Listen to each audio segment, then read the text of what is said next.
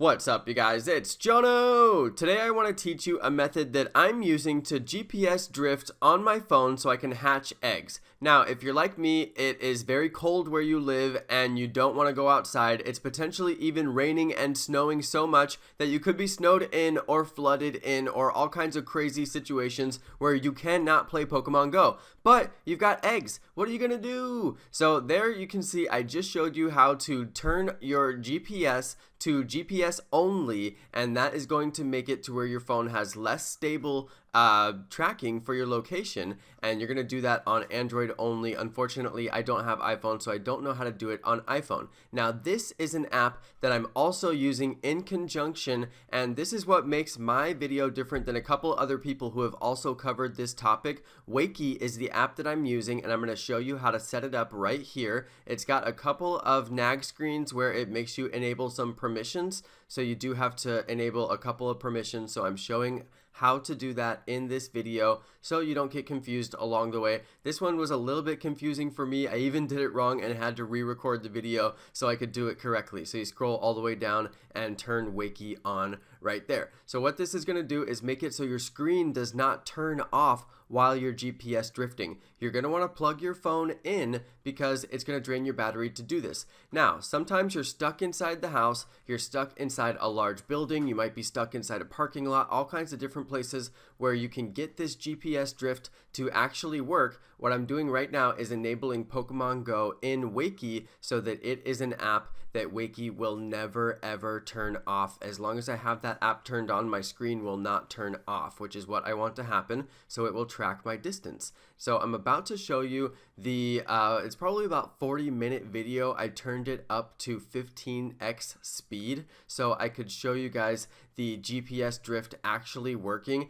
It was, I mean, it's kind of a long video anyway, but it starts here and you can see it's going incredibly fast. And what's happening here is I started out in my living room. I realized I wasn't drifting very much in my living room. I moved to my bedroom. I realized I wasn't drifting very much in my bedroom, and I eventually put the phone inside of a closet. That's way later in the video, and I did get some really good drift in the closet. Normally I do GPS drift at work. This is the first time I did it at home because at night I usually just go walk around, but it has been really rainy. It's actually flooding outside, so I could not possibly go outside if I wanted to. We even tried to go to the grocery store, and then we came home because we were like, wow, this is dangerous. Let's just not go to the grocery store. We have some food that we can eat. So yeah, that was kind of interesting. And the GPS drift, every so often I'm gonna pull up my eggs and you can see my eggs.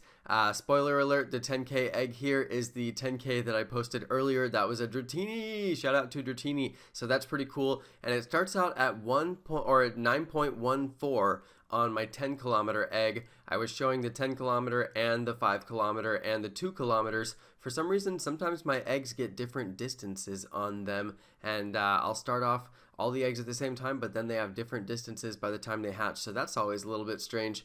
But for the most part, they were very consistent in this video. It started out at 9.14 on my 10K, and then it moves over to basically, I think I got up to 9.21 or something like that. So in about 50 minutes of recording, I was able to get almost 0.1 on my GPS drift, and I don't even get very much GPS drift in my house. My house was built in like 1910, and it has this ridiculous like my roof is basically not even a roof, so it doesn't even keep me warm. I'm like cold in my bed crying at night, and yeah, so the GPS is actually pretty strong inside my house, so I didn't get very much drift, but even with the very little amount of drift that I did get, I was able to get like 0.1 kilometer or something like that. So you can see how that would add up over the hours. You could go to bed and then turn it on and then wake up in the morning and have a whole bunch of eggs hatching. So that would be pretty cool. So this is a cool trick if you're absolutely stuck in the house.